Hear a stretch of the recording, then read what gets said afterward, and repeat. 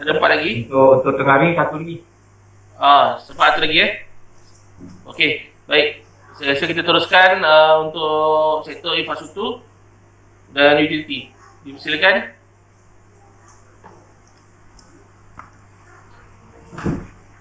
Ini institusi dan kemudahan masyarakat kan? Ya? Institusi dan kemudahan masyarakat. Minta maaf. Institusi dan kemudahan masyarakat. Silakan.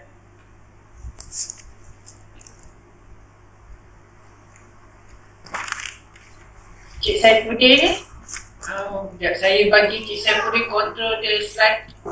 Cik Saifuddin, for the BPZ. Cik Saifuddin. Saya bentang. Cik Saifuddin. Okey. BPZ, Cik Saifuddin. Cuba Cik Saifuddin test. Okey. Alright. Okey. Mau dia delay sikit lah.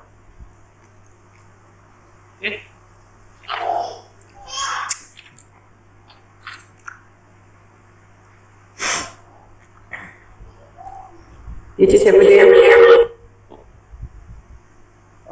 I think you control lah sendiri sebab dia delay sikit dekat I. Okey, boleh. I control. So, gunakan depannya. Okey, Assalamualaikum warahmatullahi wabarakatuh dan selamat pagi. Selamat tengah hari. Pengurusi, pengurus projek dan agensi-agensi jabatan teknikal yang hadir pada hari ini serta tim perunding. Saya akan membentangkan berkenaan dengan sektor institusi dan kemudahan masyarakat, di mana sektor ini adalah sektor yang dibuat secara in-house, yang dibuat disedia oleh jawat projek sendirilah. Satu usaha untuk transfer of teknologi dalam usaha kita untuk membuat secara dalaman lah. Okey, saya akan membentangkan sektor ini yang terbagi kepada 6 subsektor, iaitu kemudahan pendidikan, kemudahan kesihatan, kemudahan kebajikan, kemudahan keselamatan, kemudahan keagamaan dan kemudahan awam yang lain. Daripada 6 subsektor ini, most likely involve lebih kurang 19 hingga 20 agensi yang terlibat di dalamnya.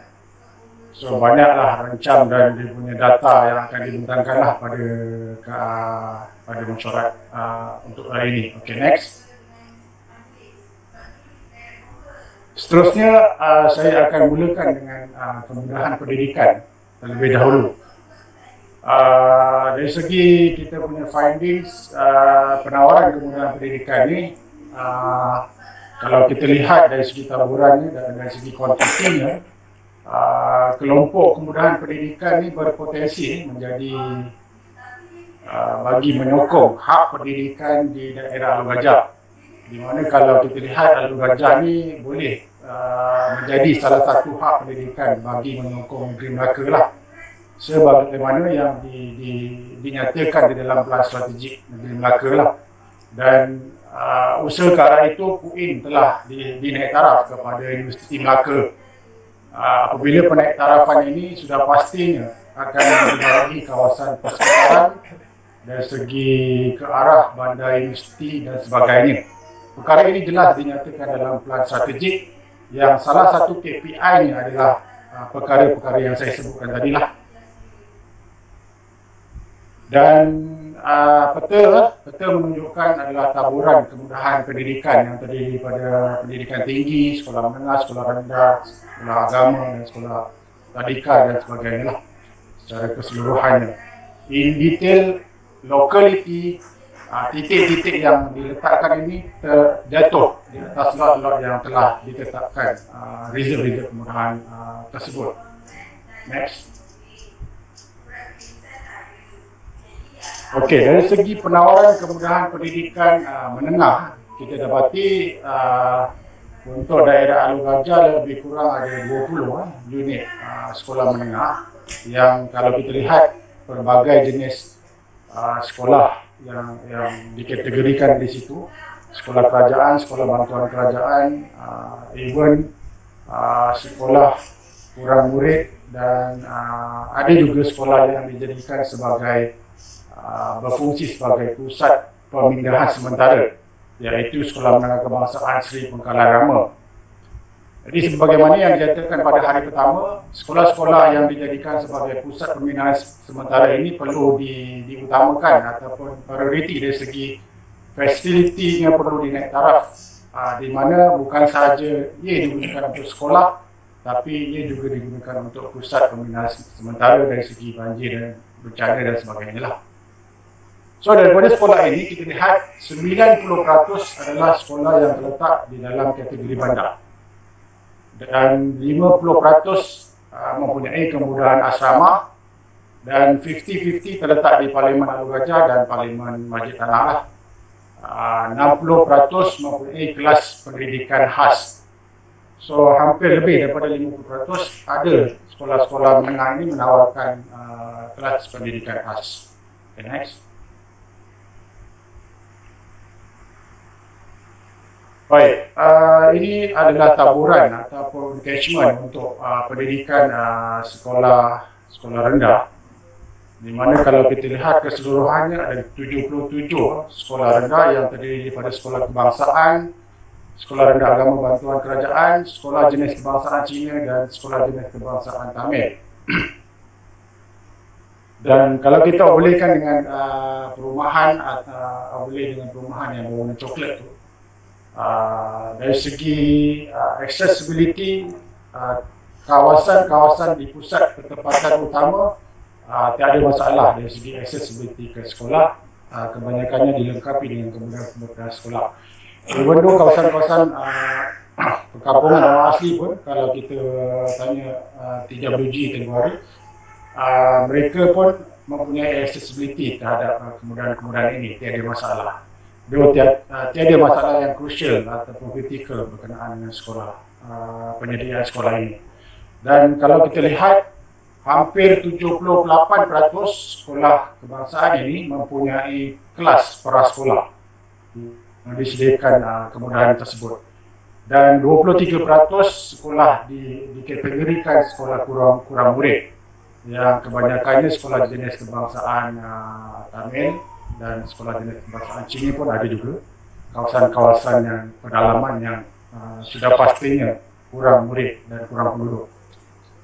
Hampir 20 ke 27% sekolah ini guna sama sebagai pusat pembinaan sementara. Kalau tadi sekolah menengah satu saja, tapi sekolah rendah kebanyakan 27% digunakan untuk pusat penempatan sementara, dan 38% daripada keseluruhan sekolah mempunyai kelas pendidikan khas.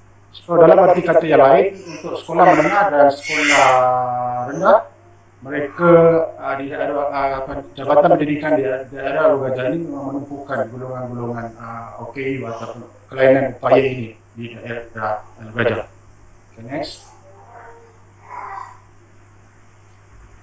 Baik, dari segi penawaran kemudahan pendidikan agama terbahagi kepada dua, yang bawah sektor awam dan bawah JAIM, especially bawah JAIM, dan ada juga sekolah-sekolah yang dikendalikan oleh pihak swasta. Dari segi sekolah rendah agama, untuk keseluruhannya 60 yang terdiri daripada sekolah rendah agama dan sekolah rendah Arab dan sekolah menengah Arab. So keseluruhan untuk swasta pula lebih kurang dalam 37.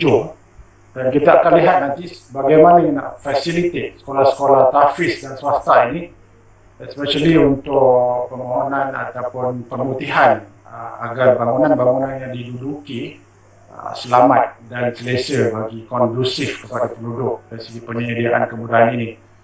Kerana didapati kalau kita lihat yang berdaftar hanya 4 saja daripada keseluruhan bilangan 37 itu tadi. Next. Baik, seterusnya pendidikan yang the lowest tier adalah prasekolah ataupun tadika. Keseluruhan tadika ataupun tabika penawaran yang ada di daerah Alor Gajah adalah 107.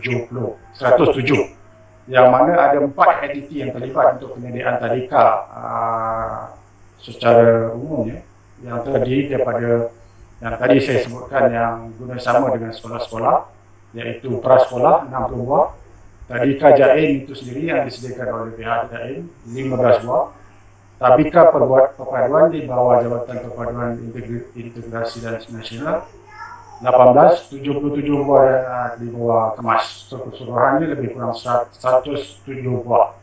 Dan hampir 98% keseluruhan tadika ini adalah bangunannya guna sama. Guna sama di sini maksudnya tadika itu bersekali dengan sama ada balai raya, kompleks Jeperun ataupun dewan-dewan komiti, surau dan sebagainya. Jadi boleh dikatakan fasiliti itu digunakan sama dengan kemudahan-kemudahan lain. Next. Baik, selesai untuk penawaran kemudahan pendidikan, saya akan tinjau senario dari segi keperluan semasa ataupun penawaran semasa adakah mencukupi kalau kita comparekan dengan penduduk semasa yang dibentangkan pada hari semalam, di mana asasnya penduduk adalah 215,100 dan piawaian kita merujuk kepada Negeri Melaka, Garis Panduan Negeri Melaka lah yang terkini, di mana kalau kita lihat secara relatif comparison ini, tadika tidak mencukupi untuk keadaan semasa. Sekolah rendah dan sekolah agama melebihi, manakala sekolah menengah tidak mencukupi, tapi tidak mencukupi itu gapnya tidak terlalu jauh lah. Manakala institusi pengajian tinggi dia punya catchment lebih besar, jadi kita tak akan buat lihat lah kerana catchment ini melibatkan penduduk di luar. Namun itulah findings kita bahawa ada yang melebihi, ada yang tidak mencukupi lah dari segi keperluan semasa. Walau bagaimanapun dari segi tadika, perkara ini dapat ditampung dengan tadika yang ditawarkan oleh pihak-pihak swasta ataupun persendirian lah. So dari segi penawaran dan keperluan kemudahan, tiada yang kritikal di daerah Gajah. Boleh dikatakan semua penduduk mendapat kemudahan dan accessible kepada pendidikan menengah dan rendah, even tadika sekalipun. So boleh dikatakan 100% tadahan efektif di bandar ataupun pusat pertempatan utama yang saya katakan tadi diliputi oleh kemudahan pendidikan. Manakala 87% tadahan efektif kawasan keseluruhan bagi daerah Alor Gajah itu diliputi pendidikan dari segi menengah, rendah dan sekolah rendah dan tadika. That means ada lagi kawasan-kawasan yang tidak diliputi oleh kawasan pendidikan ini, yang mana kemungkinan terlalu jauh untuk mereka ke sekolah dan terpaksa menaiki bas dan sebagainya. 22% kemudahan pendidikan bertindak sebagai pusat pembinaan sementara yang melibatkan 61 kawasan pertempatan. Jadi apabila ada guna sama dan dua fungsi ataupun pelbagai fungsi ini, sudah tentu perkara-perkara ataupun fasiliti tambahan perlu diambil kira untuk naik taraf sekolah berkenaan. Next.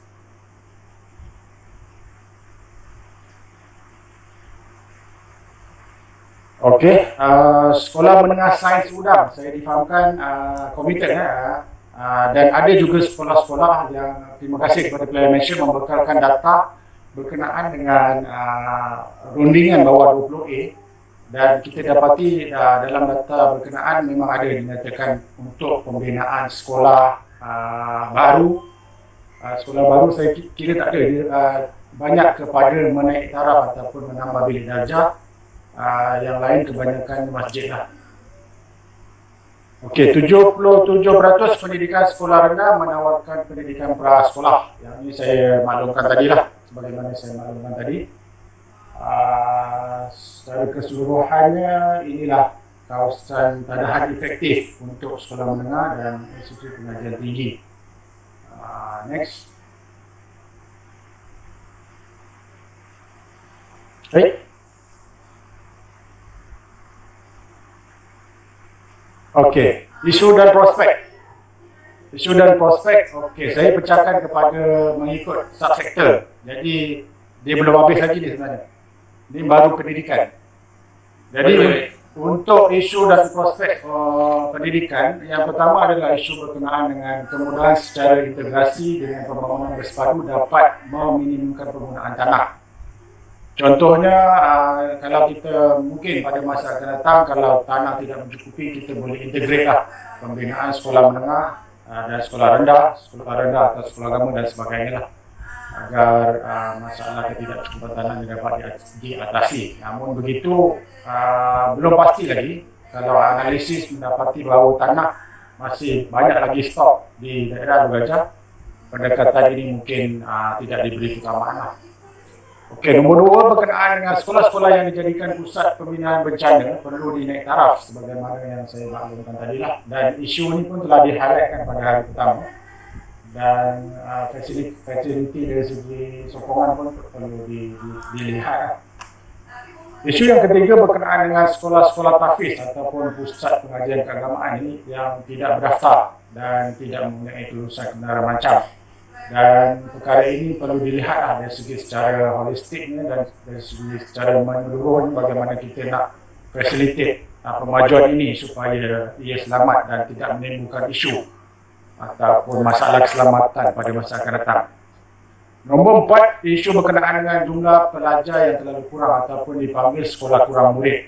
Bagaimana kita nak tackle down dari segi sekolah kurang murid ini untuk sama ada membesarkan catchment kawasan dia ataupun menarik lagi pelajar ataupun pertempatan di kawasan berkenaan untuk dapat digunakan secara optimum.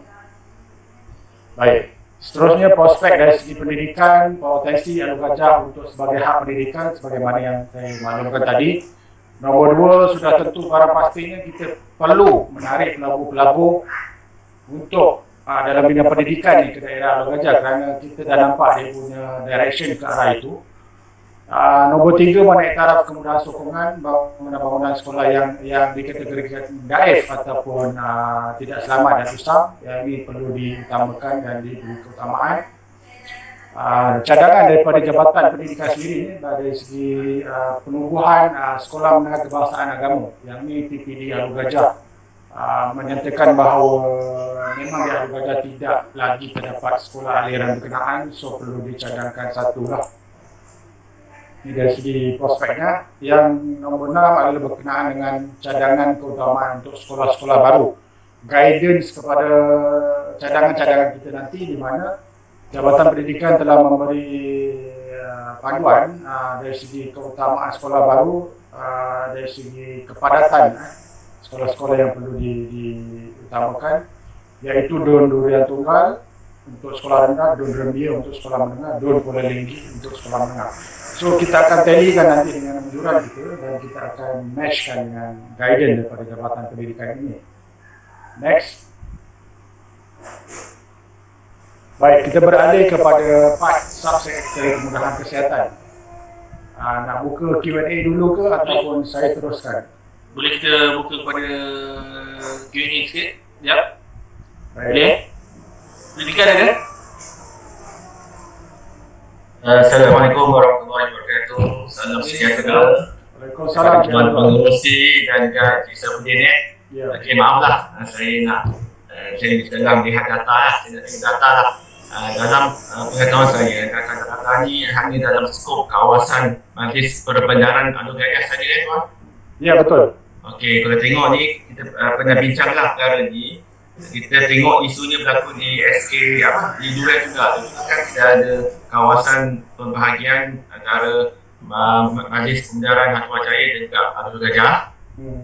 Okey, maknanya kita pernah bincang lah hal ni, di mana ada 3 buah sekolah yang terkeluar daripada MPAG, iaitu SMK Durian Tunggal, SK Gangsa dan juga SJKC Cabau. Alright. Tapi Okey. catchment-nya masih di Arwah Gajah, betul? Okey, tetapi di bawah kawalan pimpinan Gajah. Ya.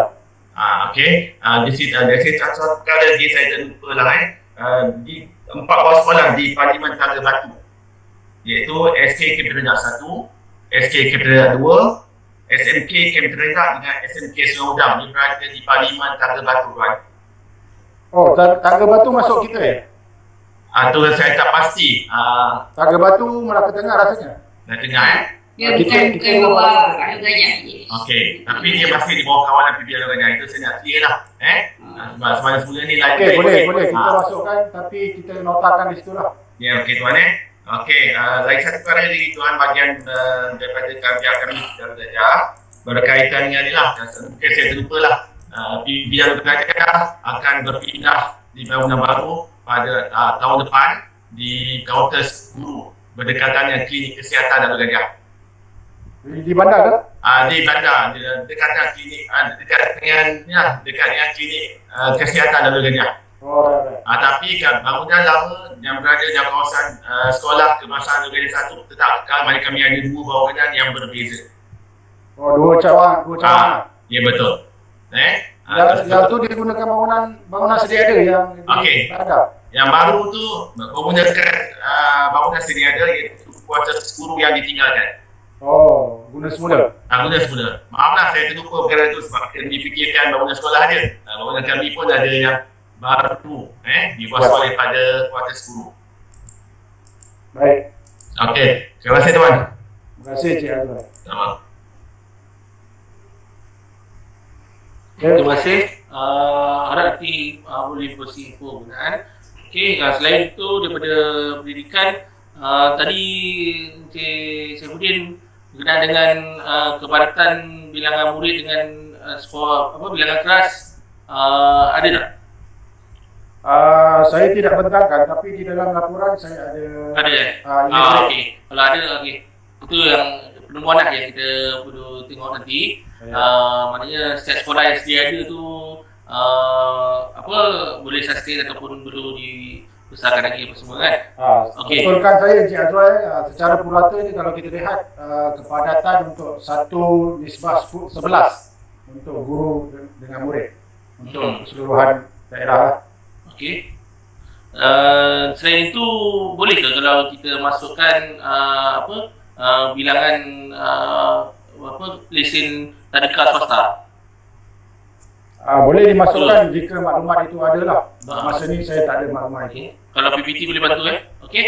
Okey, tambahan tuan Itu yang saya dah mention pada kelas yang akan dapatkan dekat bangunan jurusan pelan bangunan tadika. Ya. Baik. Okey, boleh dapat tambah lagi, tak tuan? Cik Khalid. Kemudian tuan mesti Boleh kita dulu, dapat Pak. tak? Ya boleh. Berkaitan dengan tadika swasta, okey memang di bawah kawan kami selagi swasta tu menggunakan silibus KPM. Okey, maknanya isu yang berlaku di pihak kami ni baru menguruskan bahagian institusi swasta ni, termasuk sekolah swasta, termasuk juga prasekolah ataupun inilah tadika lah Maknanya data tu mungkin kami hanya respon kepada tadika yang tak mendaftar jika ada maklumat ataupun ada aduan. Maknanya jika kita dah pasti tadika swasta tersebut tidak mendaftar dengan pihak jabatan, kami hanya mampu membimbing dan akan memberi nasihat untuk untuk mendaftarkan jika tadika swasta lah. Kalau tak daftar maknanya kita mungkin dikenakan compound sebab tak daftarkan tadika swasta tersebut lah. Maknanya So far ada isu ke tadika swasta ni Cik Azwan? isu dia kami hanya menguruskan pendaftaran dan juga melihat dia punya silibus yang diajar di peringkat tadika swasta tersebut lah. Isu dia mungkin ada yang belum mendaftar dalam maklumat kami, ada juga dalam proses lah. Okey. Terima kasih tuan. Jadi nanti Wong bekalkan maklumat, nanti PPT pun akan bekal. Kita akan minta pihak Brunei untuk cross check. Okey. Seterusnya, sekiranya tak ada, kita teruskan kepada next subject tu terusnya. Silakan Cik Saya Saifuddin. teruskan Ya. Okey, untuk kemudahan saya akan pergi kepada kemudahan pendidikan pula. Kemudahan Kesihatan. kesihatan. kemudahan kesihatan, kalau dilihat dari segi keseluruhan untuk kemudahan kesihatan ini kita akan tinjau dari segi hierarkinya, hospital, klinik kesihatan, klinik desa, klinik komuniti dan klinik pergigian kerajaan, serta ada satu program yang dibuat oleh Jabatan Kesihatan, Wellness Hub satu, dan kita dah locate semua kemudahan-kemudahan ini di kita punya peta GIS, dan saya kira tak menjadi masalah kalau semua ataupun setiap agensi provider kemudahan ini membekalkan data kepada kita. InsyaAllah data yang kita telah locatekan ke dalam GIS ini kita akan sharing bersama juga demi kepentingan bersama untuk rancangan masa hadapan. Baik, seterusnya untuk kalau kemudahan kesihatan ini kalau dilihat dari segi penawarannya untuk dari segi keperluan semasanya yang kita compare dengan penduduk, sudah barang tentunya kalau dari segi hospital memang satu daerah satu hospital lah. Cuma kita kena lihat dari segi penambahan bilangan katil itu sendiri, especially musim-musim ataupun zaman-zaman pandemik ini. Tapi kalau kita lihat trend untuk hospital kluster daerah Alor itu sendiri ada peningkatan dari tahun 2016 hingga 2020, dan kini yang terbaru 104 katil yang di-provide di hospital cluster daerah Alor. Manakala dari segi klinik kesihatan yang kita dapati kurang mencukupi kalau compare dengan catchment penduduk. Dan kita lihat klinik-klinik kesihatan ini bertaraf 4 dan 5 ataupun bertaraf 3, kebanyakannya di daerah Alor Gajah. Klinik desa tidak mencukupi juga, dan trend semasa menunjukkan bahawa klinik desa ini telah kebanyakannya telah dinaik taraf ataupun berpindah operasi bersekali dengan klinik kesihatan. Maknanya kalau kita pergi ke tapak tu masih ada lagi tapak-tapak klinik desa, tapi klinik desa telah tak ada, dia telah berpindah ke klinik kesihatan yang terhampir. Namun tanah-tanah yang tinggal itu masih lagi tanah milik kerajaan lah. Cumanya dalam konteks ini klinik desa ini masih lagi walaupun guna sama dalam klinik kesihatan itu, namun servis ataupun segmen untuk pesakit adalah berbeza.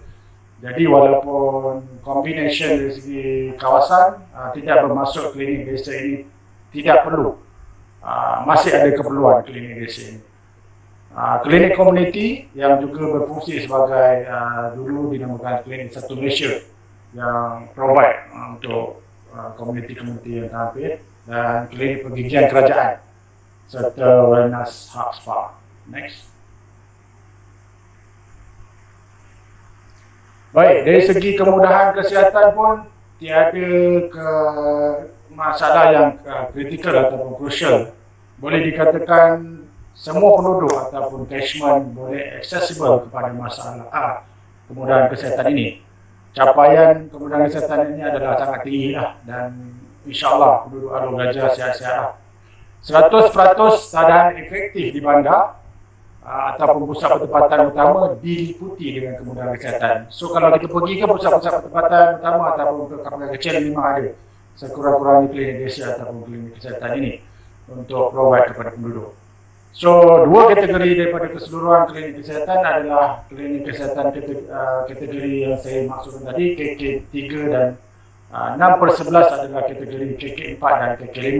Kategori ini sudah tentulah ditentukan oleh Kementerian Kesihatan sendiri bergantung kepada servis yang disediakan dan purata bilangan pengunjung dalam sehari. 6 daripada 24 klinik desa telah berpindah ke operasi ke klinik kesihatan. 100% klinik komuniti menyewa fasiliti lot kedai.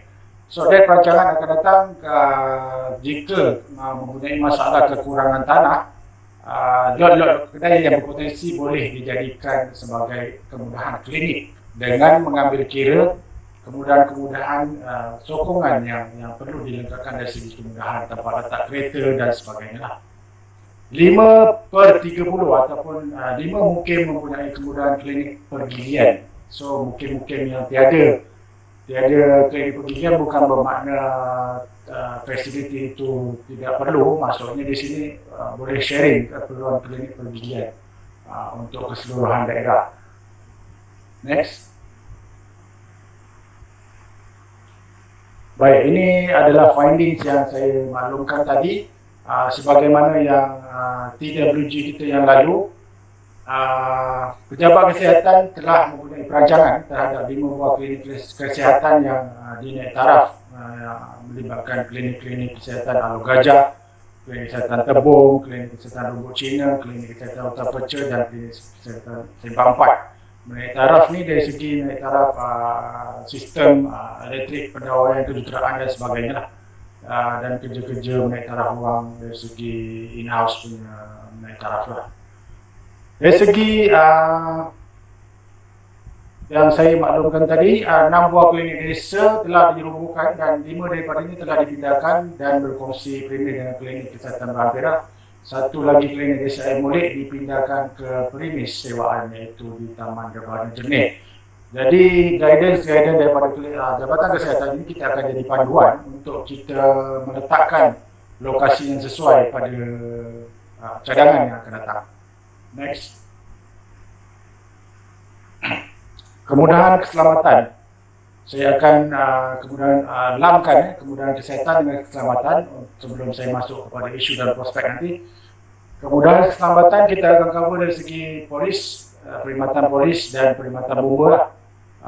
Manakala perkhidmatan lain seperti tentera sudah barang tentunya adalah kawasan sasaran penting, kita akan sebagai kawasan sasaran penting lah. Tentera sudah tentunya catchmentnya tak dirangkumkan dalam kajian ini.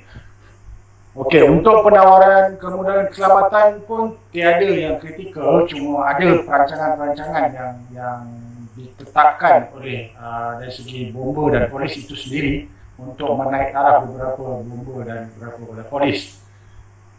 Kemudian penemuan yang seterusnya adalah penyediaan pondok polis.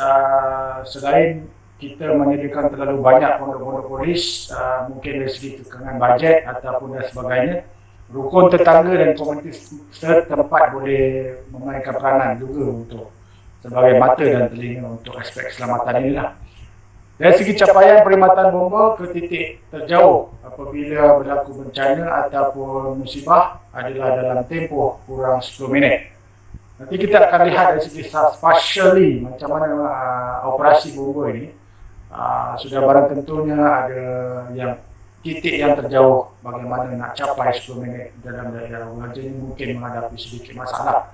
Namun saya kira perkara ini boleh ditampung dengan bomba yang berhampiran di daerah yang berhampiran.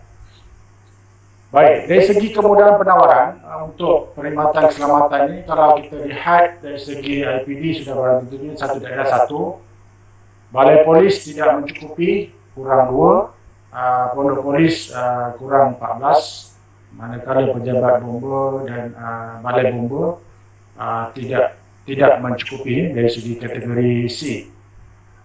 Kita akan tinjau bagaimana perancangan agensi dan kita akan serasikan perkara ini untuk dalam aspek unjuran itu nanti. Next. Mungkin kebetulan bomba ada kat dalam sini. Baik. Tak cuti balik pada yang tadi.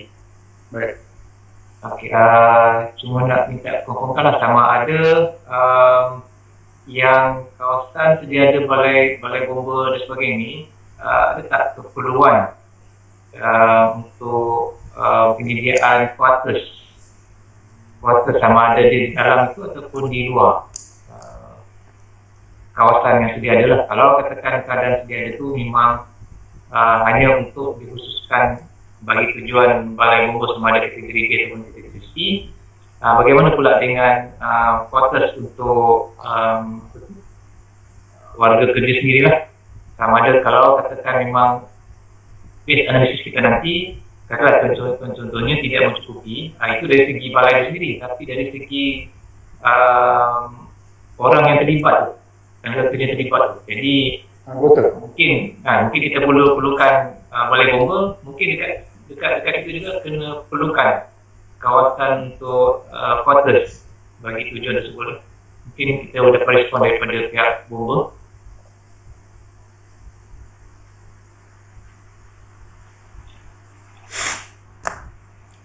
Assalamualaikum warahmatullahi wabarakatuh. Kepada Bomba Zon 2 Alor Gajah.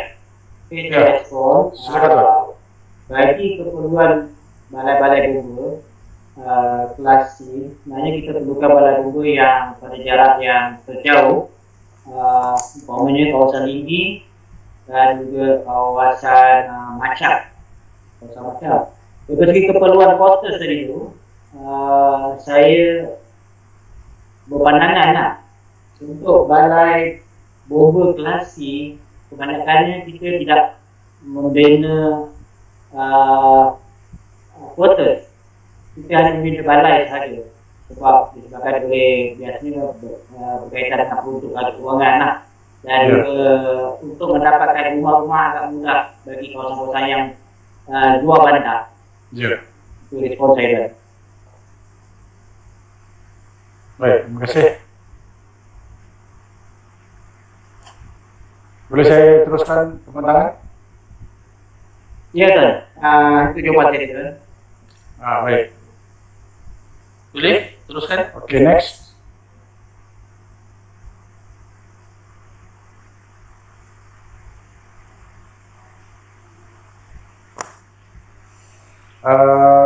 Cik Siri ada ke? Next. Okay. Okay, ini dari segi taburan kemudahan keselamatan. Mengambil kira cadangan naik taraf bangunan kerana usang, kerosakan dan lain-lain melibatkan 8 balai polis dan 6 pondok polis sebagaimana maklumat yang dibekalkan kepada kita lah. Keperluan satu pejabat polis daerah sekiranya daerah Masjid Tanah diwata sebagai daerah baru lah. Yang ini kesiapsiagaan dari segi kemudahan itu sendirilah kalau sekiranya mewujudkan dua daerah yang berbeza. So sudah barang tentunya catchment balai polis itu sendiri pun, sebab balai polis pun dia ada sempatan yang tersendiri. So akan berubah dari segi, kalau ada perubahan dari segi daerah itu sendiri. So cadangan naik taraf bangunan kerana usang, kerosakan dan lain-lain melibatkan 8 balai polis yang saya beritahu tadi dan 6 pondok polis adalah seperti yang tertera lah. Balai polis yang terlibat adalah balai polis Masjid Tanah, Sekolah Sungai Baru, Lubuk Cina, Rembir, Pulau Sebang, Hutan Perca dan Macap Baru, dan ada lebih kurang 6 pondok polis yang terlibat di situ. Sudah barang tentunya kepolisian ini mengambil kira aspek-aspek dan perancangan yang rapi untuk mengurangkan jenayah dan kes-kes di daerah Alor Gajah. Next. Baik, ini perancangan bomba untuk membuat balai sebagaimana yang dimaklumkan oleh Tuan tadi. Ada beberapa tapak yang telah dicadangkan, namun saya kira tapak-tapak ini masih lagi belum mendapat apa-apa persetujuan, masih diangkat di peringkat kerajaan persekutuan. Namun kita boleh ambil kira dan boleh tengok kesesuaian tapak ini. Memang tapak-tapak yang dicadangkan tadi itu memang adalah titik terjauh di dalam daerah Alor Gajah untuk cover keseluruhan daerah Alor Gajah itu sendiri. So ada beberapa alternatif yang telah ditentukan di situ. Jadi kita akan ambil kira nanti, dan sekiranya memang dah ada kelulusan, kita akan masukkan di dalam committed punya development. Next. Baik, dari segi isu dan kemudahan keselamatan, kemudahan kesihatan dan keselamatan, tak ada banyak sangat. Dari segi kesihatan, bagaimana saya maklum tadi, selain daripada kemudahan kesihatan ditingkatkan, penambahan pegawai perubatan juga, menaik taraf juga kemudahan sokongan, khususnya yang berlaku di klinik-klinik desa, especially yang catchment untuk kawasan-kawasan perkampungan ataupun kawasan desa dan bangunan-bangunan yang telah lama. Kemudian isu yang kedua dari segi kesihatan, kolektif kemudahan sokongan bagi kemudahan kesihatan yang berfungsi klinik kesihatan ataupun klinik desa. Maknanya kat sini kena ada penambahan dari segi kemudahan itu sendiri bila dia berkongsi facilities dari segi tempat letak keretanya dan sebagainya lah.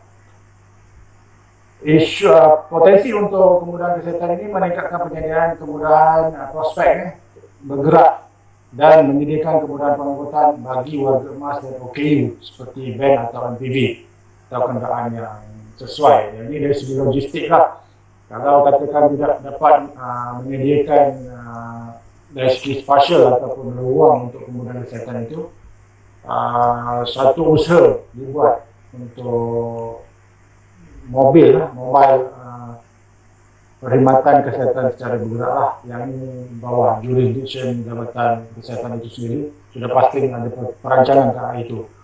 Wellness hub boleh ditambah luas perkhidmatan dan dipromosikan sebagai sebahagian daripada package health tourism lah.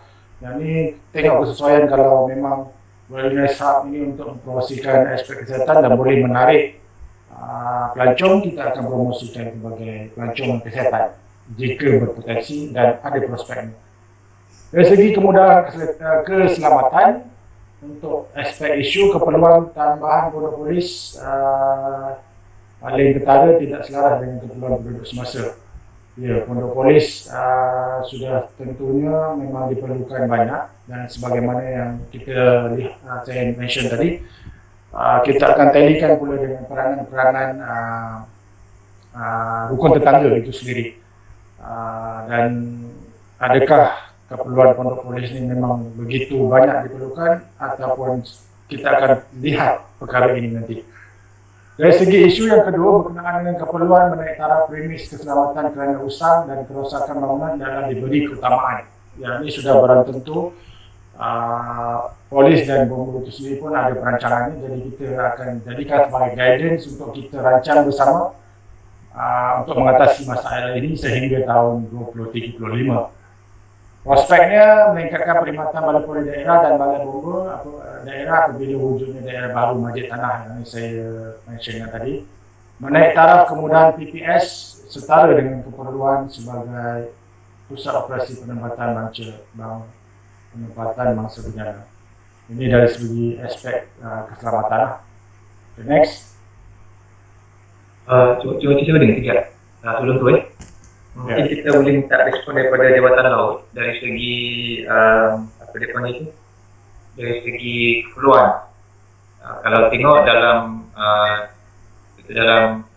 RSN ada 6 pelabuhan yang akan berlaku misalkan di cadangkan, termasuk di Kuala Linggi.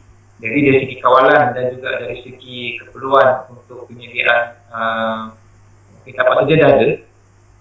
Dan dari segi pembesaran ataupun tadi yang disebutkan dari segi penyediaan headquarters dan sebagainya ataupun untuk quarters yang mungkin kita boleh kongsikan dan mungkin kita boleh cadangkan sekiranya ada cadangan untuk pembesaran ataupun penambahan keluasan untuk kawasan. Kalau ada daripada Jabatan Laut ni.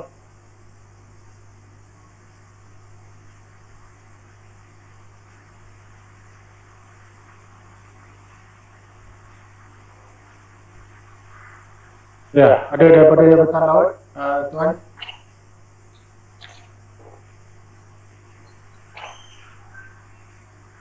Ada? List tu ada tu. Ada, Jabatan Laut. Aku mak dia rosak ke?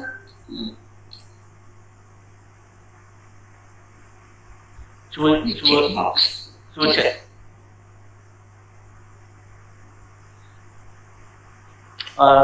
Sebelum tu okey, Cik Samudin Cihan, macam Cihan tadi malam tadi berkenaan Jabatan Laut, mungkin kita masukkan sebagai pihak kuasa keselamatan, dan juga satu lagi APMM lah. Mungkin kita boleh tambah sebagai kita melibatkan kawasan perairan, boleh tambahkan punya lokasi dan kemudahan yang dia disediakan lah. Cik Samudin APMM, Agensi Penguasaan Maritim. Maritim.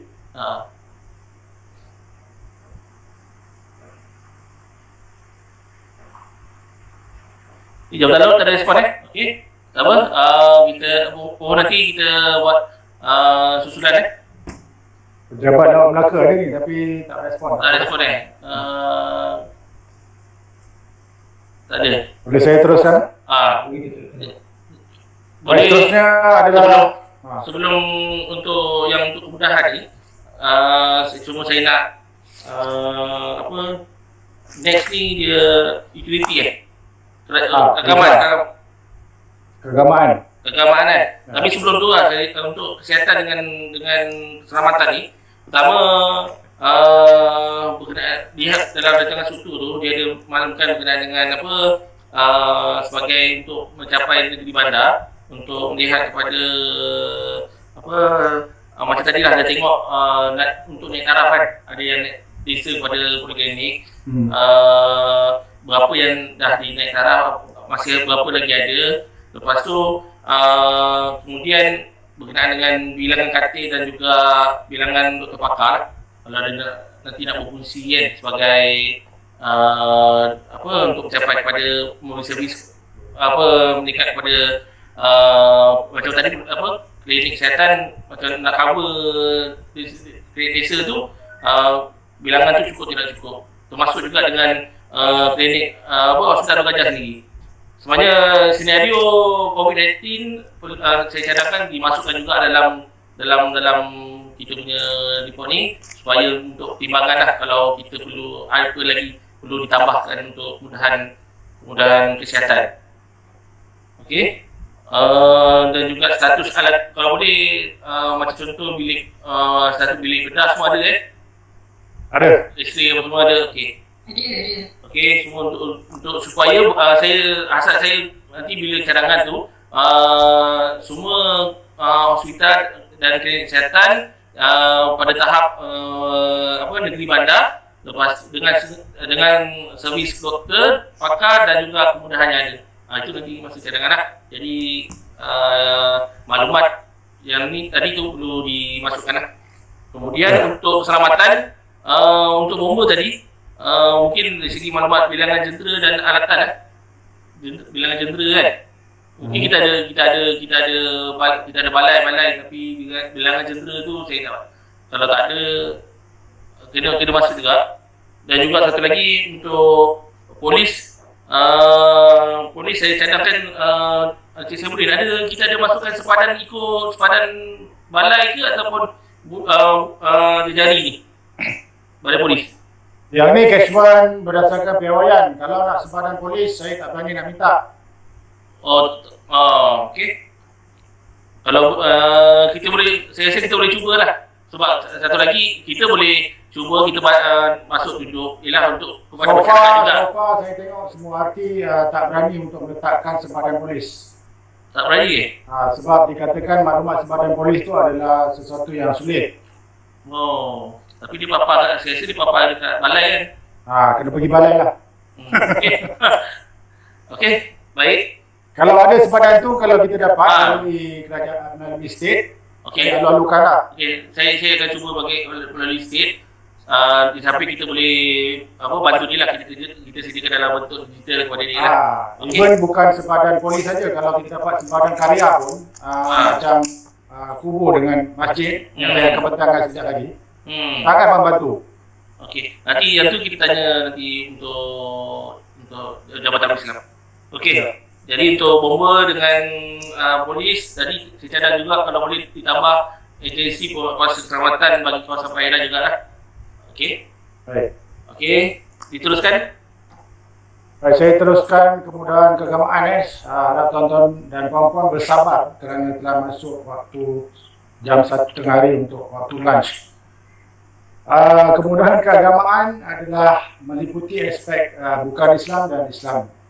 Yang pertama saya akan fokuskan dari segi masjid dan surau. Kalau kita tengok findings dia, memang terima kasih kepada Jabatan Agama Islam memberikan maklumat yang begitu komprehensif dan saya dapat membuat analisis dengan begitu thoroughly. Masjid dan surau, even surau kalau kita lihat ada 3 kategori surau. Surau kampung, surau taman, surau institusi. Sebelum ni kalau kita melihat kepada perancangan, kita melihat kepada catchment masjid dan surau itu sendiri. Walhal Jabatan Pejabat Agama Islam based on kepada karya dan sepadan karya yang telah ditentukan oleh mereka. Jika kalau ada sepadan karya itu, kita boleh mengambil kira dan kita tallykan dengan kita punya piawaian perancangan, sudah pastinya kita punya perancangan pada masa ke depan lebih tepat dan lebih komprehensif lah. Daripada data yang telah saya bentangkan ini, satu karya masjid puratanya nisbah 4.5 surau. Maksimum dia boleh pergi kalau ikut data ni mencecah kepada 14 surau satu karya masjid. Masjid tanah 53% untuk kemudahan keagamaan, Alor Gajah 47%. 70% terdiri daripada kategori surau kampung. Banyak kawasan-kawasan di daerah Alor Gajah ini surau-surau kampung yang didaftarkan di bawah Pejabat Agama Islam Daerah. InsyaAllah kalau dalam masa terdekat ni surau-surau ini boleh digunakan lah. Buat masa ini surau ini sangat limited sebabkan isu pandemik COVID, dan ada surau-surau yang telah ditinggalkan dalam keadaan usang. Jadi perkara ini perlu dilihat lah. 23% terdiri daripada kategori surau taman. Yang lainnya adalah surau institusi ataupun musola-musola yang disediakan di tempat-tempat yang khusus. 2 masjid dalam pembinaan yang kita tahu, tapi ada juga projek-projek di bawah 20A yang telah dibekalkan oleh maklumat oleh Plan Malaysia, dan ada juga masjid-masjid yang dicadangkan di dalam RKK yang telah dibuat di dalam daerah Alor Gajah. Lebih kurang 3 masjid termasuk Pengkalan Balak dan Kuala Linggi. Baik, kalau dari segi keseluruhannya 71 masjid plus minus komite tadi memang melebihi daripada keperluan. InsyaAllah keperluan semasa masjid tak ada masalah, cuma jangan tak sampai pergi masjid je. Seterusnya adalah surau 319 secara keseluruhannya melebihi daripada keperluan semasa. InsyaAllah keperluan ini akan dapat menampung untuk keperluan pada masa akan datang. Tinggal lagi mengambil kira untuk menaik taraf kemudahan surau itu sendiri. Dan masjid dan surau ini sudah barang tentunya ada yang tempat-tempat bersejarah yang boleh dijadikan sebagai tarikan pantungan. Manakala tempat ibadat bukan Islam, kita boleh katakan penawarannya mempunyai 40 kawasan yang terdiri pada kubu Cina, Sikh dan Kristian yang dianggarkan melebihi daripada keperluan. Next.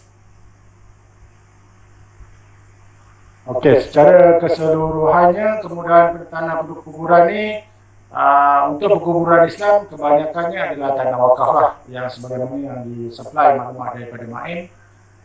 Daripada 59 hektar keseluruhan di daerah Alor Gajah, 20 hektar plus minus adalah tanah wakaf yang terdiri pada tanah kerajaan persekutuan negeri dan tanah wakaf sendiri yang disumbangkan oleh individu-individu ataupun yang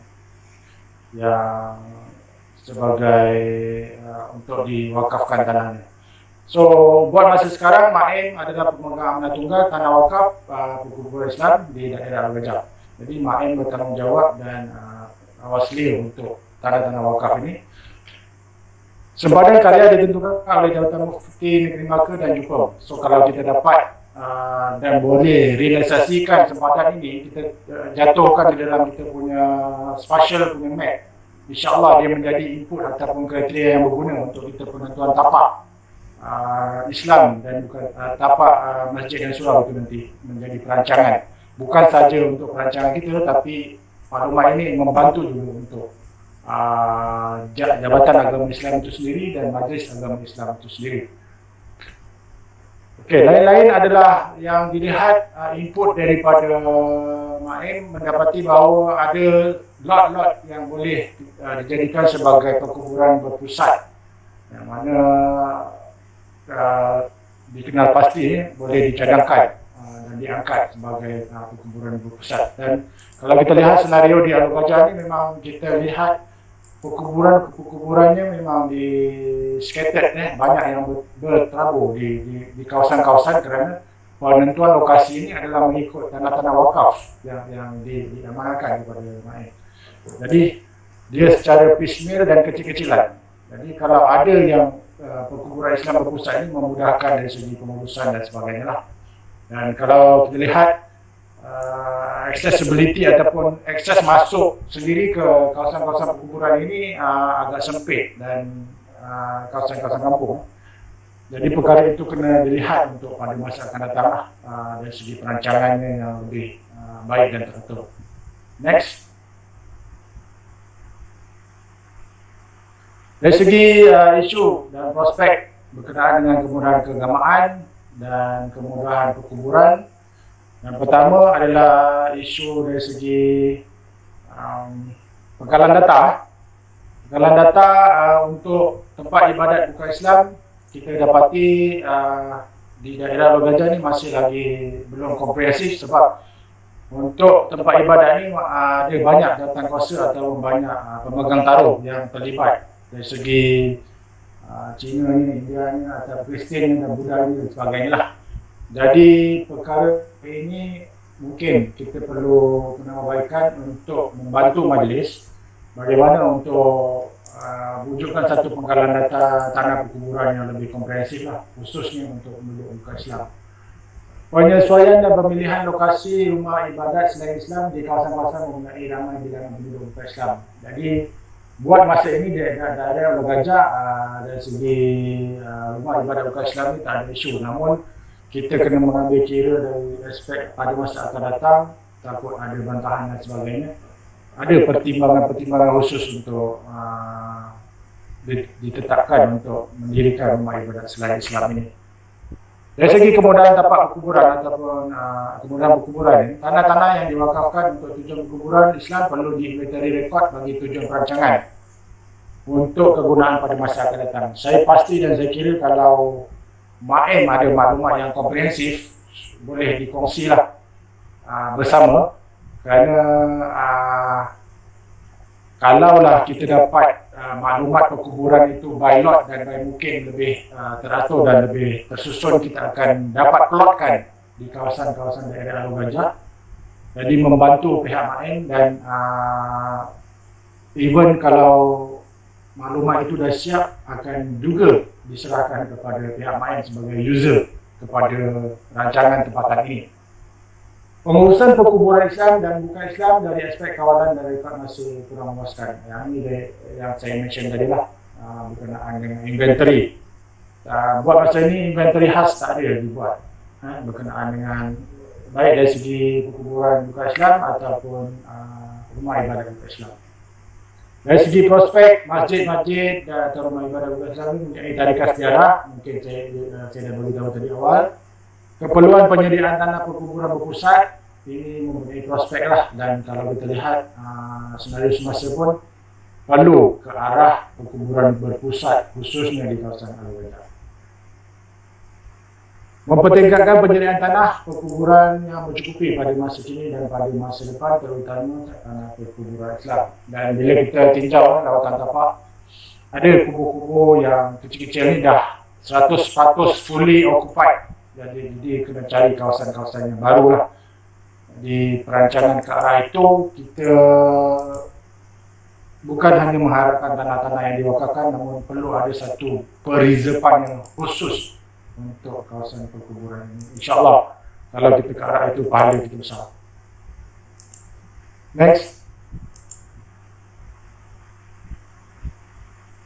Okey, saya nak berhenti ataupun nak teruskan sebab yang ni segmen subsektor kemudahan kerajaan dan kemudahan awam lain lah. Tadi menyentuh tentang perkuburan dengan keagamaan. Boleh kita berhenti dulu je dah? Boleh je saya boleh ni? Dah 1.20. Oh, berhenti terus? Boleh. Tangguh. Kita nak habiskan. Habiskan terus kot alam-alam ni. Habiskan lagi, lagi sikit. Ya. Okey. Okey, baik. Tadi tu teruskan untuk kemudahan masyarakat, kemudahan kerajaan. Teruskan. Okey, kemudahan kerajaan sudah pastinya terdapat beberapa institusi kerajaan yang kita loketkan di dalam peta mengikut lot dan kawasan masing-masing agar tidak tersalah zoning untuk pada masa akan datang, bahawa di situ telah ada kemudahan-kemudahan kerajaan sedia ada. Cuma saya nak lihat dari segi APMM tadi kat sini ada tak di sini? Kalau tak ada, kita kena masukkan APMM tu di sini lah. Next. Okey, yang ni kemudahan Jeperun, kompleks Jeperun. Ada juga kompleks-kompleks Jeperun yang tadika, sharing, surau dan sebagainya lah. Daripada 9 kompleks Jeperun ini, kesemuanya adalah kegunaan tanah kerajaan dan kena fully occupied untuk kegunaan MPKK itu sendirilah. Cuma kompleks Jeperun Pekan Masjid Tanah saja yang pemilikannya masih lagi Pesuruhjaya Tanah Persekutuan. Okay, next. Baik, yang ni kemudahan rumah kebajikan. Rumah kebajikan ni banyak yang dikawal sendiri ataupun diselenggara oleh pihak persendirian ataupun pihak swasta. Cuma yang di bawah Jabatan Kebajikan itu sendiri adalah program pusat aktiviti warga emas PAWE di bawah Jabatan Kebajikan, yang mana buat masa ini ada terdapat satu lah untuk pusat aktiviti warga emas ni. Dari segi penyediaan kemudahan itu sendiri, di Bandar Alu Gajah sendiri pun terdapat satu agensi yang mengelola rumah kebajikan itu sendiri.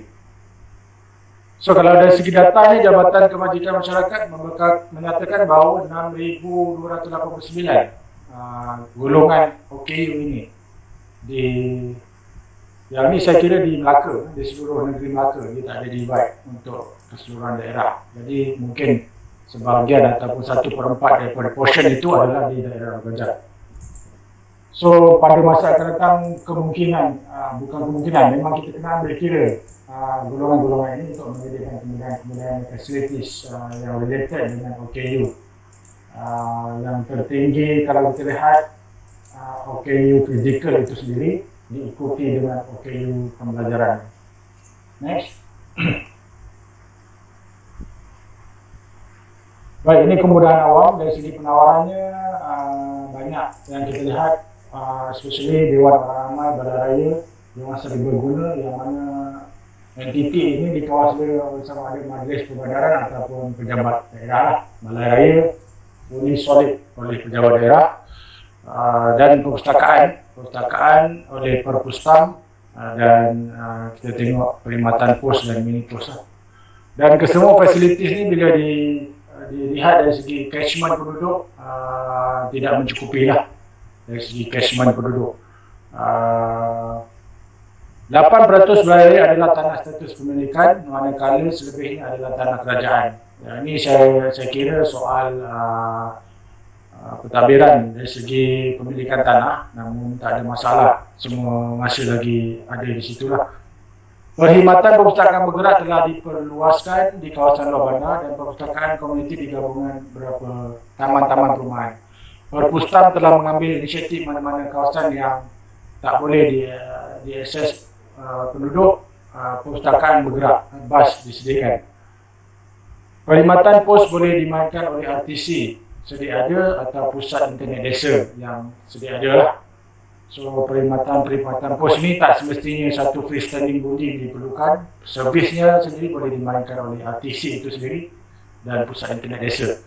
Balai Raya yang dijadikan sebagai pusat penempatan sementara atau pusat bencana perlu diberi utama untuk dinaik taraf. Begitu juga dengan yang tadi, selain daripada sekolah, ada juga balai raya digunakan sebagai pusat penempatan sementara. Saya kira balai raya ini tak banyak, dalam 2 atau 3 buah saja di kawasan-kawasan yang tertentu. 100% kemudahan tandas dan sokongan lain di dalam balai raya adalah dipastikan sempurna. Dan kalau kita lihat, ada juga balai raya yang kemudahan tandasnya tidak berlaku proper, jadi perkara ini perlu dilihat untuk menaik taraf kemudahan sokongan berkenaan. Next. Baik, sudah tentunya unjuran awal ini adalah bergantung kepada unjuran penduduk yang akan ditentukan kelak. Jadi sektor ini bersedia pada bila-bila masa jika ada terdapat perubahan untuk sektor penduduk, sudah tentu barang pastinya akan berubah dari segi unjuran keseluruhan mengikut tahun, pertambahan ataupun pengurangan setiap fasa pembangunan. Jadi saya tidak akan detailkan perkara ini, namun kita akan perincikan apabila telah dimutamakan penduduk itu sendiri. Next. Baik, ini dari segi isu dan prospek kemudahan awam. Saya kira saya tak akan bentangkan sebab saya dah mention di awal tadi, lebih kurang hampir sama isunya. So that saya sudahi pembentangan ini. Okey, terima kasih Cik Sabudin. Okey, kita ada 5 minit sebelum 1:30. Tuan-tuan dan puan-puan, sekiranya ada pandangan, cadangan? Daripada bomba, Okey, baik, silakan. saya nak sentuh berkaitan dengan kemudahan keselamatan. Baik. Kita tak patut butuhkan APMM, misalkan APMM. awam, yang saya rasa dia ada 2 base, satu Abu Gajah, satu di sana, dan juga ada pos di pantai Pekanbaru Balak, yang satu kemudahan yang kita boleh masukkan. Okey. Berkaitan dengan bumbu tadi, berkaitan dengan peralatan atau kelebihan balai bumbu tadi, kalau kita kata Abu Gajah, dia ada kelebihan gentle helmet dan juga emas. Helmet ini untuk menangani bencana bahan kimia berbahaya dan emas untuk endurance. Sementara Abu Gajah ni dia kelebihan dia adalah dalam ke arah untuk scuba, untuk penyelamatan di air. Itu maklumat daripada saya bumbu. Baik. Terima kasih Tuan. Okey, lain-lain? Tuan tadi yang bomba tadi tu, maksudnya itu kita tak ada masalah kalau kita tunjukkan di atas map nanti. Tunjukkan apa tu? Itulah lokasi untuk yang azmat ke atau apa tu lah. Ya, hazmat tu di hazmat dan emas EMRS, Emergency Response Team untuk medik di Balai Bomba Abu Gajah. Sementara Balai Bomba Mesir Tanah dia ke arah fokus untuk penyelamatan di air. Maknanya satu unit yang dibentuk di Balai Bomba sedia ada. Ya, dia selain daripada untuk penyelamatan dan kebakaran dan penyelamatan, dia ada satu elemen yang tidak ada di balai lain di daerah Melaka ni, di Melaka ni. Hanya ada di Balai Bomba Abu Gajah sahaja. Dia turun hazmat untuk menangani bencana bahan kimia berbahaya bagi menangani risiko bencana sehingga ke arah selatan hingga ke Johor. Dia punya hazmat. Dia cover Johor sekali. Ya. Maknanya benda ni responsif kepada persekitaran dan pernah berlaku ke Tuan? Ya. Umpamanya kejadian berlaku di Pasir Gudang. Bencana sungai. Apa yang berlaku? Tumpahan minyak ke apa tu? Sungai Kikim. Ya. Dan kita berada di sana untuk bersama-sama respon. Oh, baik. Okey. Termasuk tadilah untuk bomba tadi tu bilangan jentera lah, adakah mencukupi dia, mencukupi lah. Okey, selain tempoh respon masa okey, lain-lain ada apa pun nak tambah? Kalau tak ada, saya nak tambah sikit, Cik Budin, berkenaan dengan apa macam rumah ibadat tadi, kalau ada lah dimasukkan. Kalau ada info berkenaan dengan rumah ibadat yang tiada kelulusan lah. Okey. Ada satu je. Ada satu je. Yang lain semua tak masuk. Oh, ingat tak ada. Okey, baik. Kemudian untuk perkuburan berkenaan dengan isu apa ni zoning lah. Macam tadi semalam untuk ayam mungkin dia nak keluarkan daripada zoning industri. Untuk zoning untuk perkuburan swasta tengok senadas zoning tu lah. Macam kat Melaka dia menggunakan zoning perkuburan untuk swasta berbanding dengan Negeri Sembilan Selangor menggunakan zoning perniagaan. Okey, dan juga masukkan info dasar semasa kajian berkenaan dengan jiran Cina swasta. Okey, seterusnya untuk yang penggunaan awam ni, itulah berkaitan dengan perkhidmatan pos dan mini pos ni, kita perlu lihat juga dengan keadaan semasa COVID ni dan juga dengan pertumbuhan perkhidmatan dipanggil pos juga kot. Contoh jet, apa semua yang lain lah. Yang tu swasta. Yalah, adakah perkhidmatan pos ni, adakah perkhidmatan pos ni kita nak perlu ditingkatkan lagi ke ataupun macam mana? Tengok. Okey. Kemudian yang lain saya tiada apa-apa. Kalau yang lain, kalau ada mesyuarat, kalau tak ada saya tamatkan untuk sesi pagi ni. Okey. Tak ada Cik Han ada lagi? Okay, tak ada. Okey,